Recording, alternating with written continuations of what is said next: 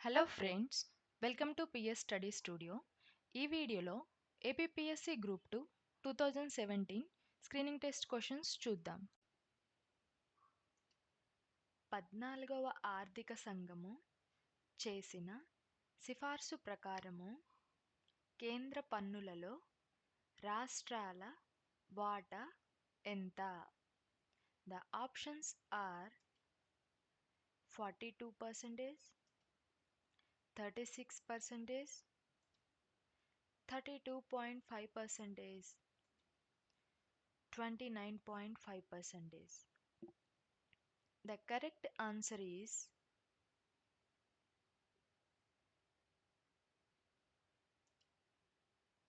42%. The next question is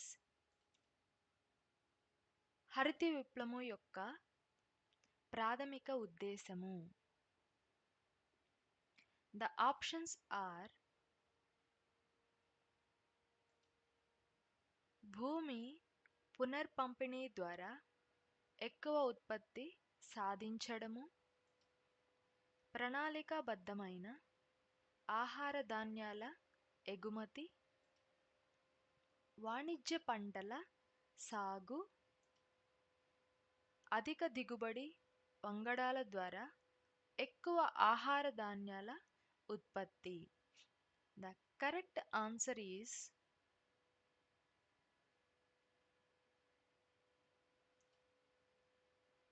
అధిక దిగుబడి వంగడాల ద్వారా ఎక్కువ ఆహార ధాన్యాల ఉత్పత్తి.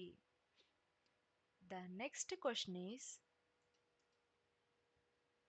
1991లో జరిగిన ఆర్థిక సంస్కరణలలో క్రింది విధాన చర్యను చేపట్టలేదు.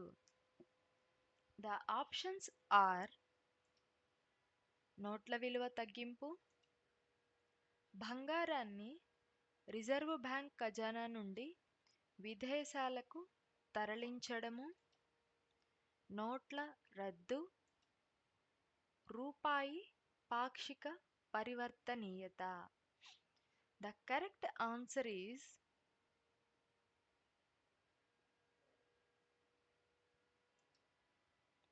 నోట్ల రద్దు.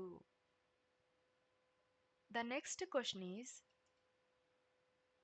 సరళీకరణ, ప్రైవేటీకరణ మరియు వైశ్వీకరణలలో క్రింది విధాన చర్య భాగము కాదు. The options are రక్షణ రంగములో ప్రత్యక్ష విదేశీ పెట్టుబడులు, క్యాపిటల్ ఖాతాలో పరివర్తనీయత, రిటైల్ రంగములో ప్రత్యక్ష విదేశీ పెట్టుబడులు, పెట్టుబడుల ఉపసంహరణ. The correct answer is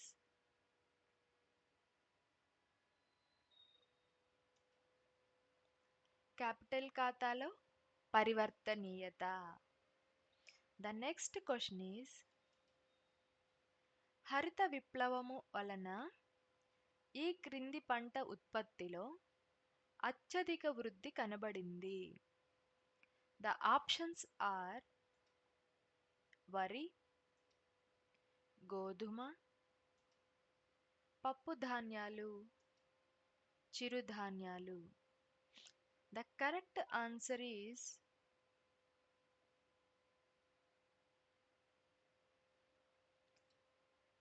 గోధుమ.